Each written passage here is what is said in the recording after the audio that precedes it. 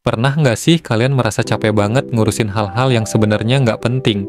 Kayak terus-terusan mikirin omongan orang, berusaha bikin semua orang senang, atau merasa harus sempurna di segala hal. Nah, kalau kalian pernah, mungkin ini saatnya belajar seni bersikap bodo amat. Konsep seni bersikap bodo amat ini sebenarnya nggak baru-baru amat loh.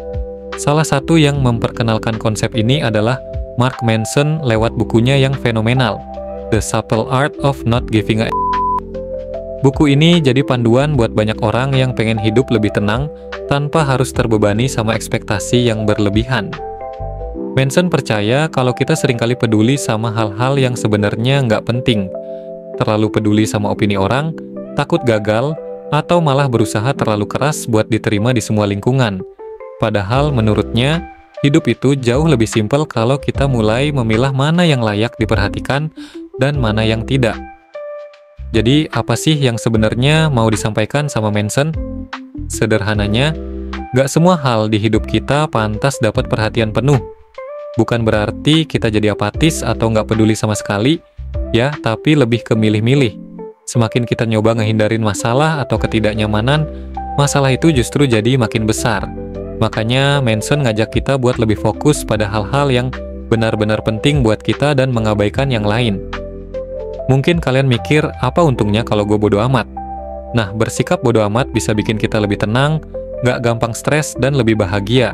Karena kita cuma fokus sama hal-hal yang benar-benar penting buat hidup kita.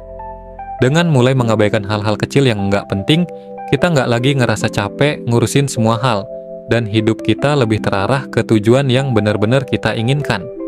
Nah, gimana caranya biar kita bisa bersikap bodo amat dengan bijak? Pertama, kita perlu tahu nilai-nilai atau hal yang benar-benar penting buat kita.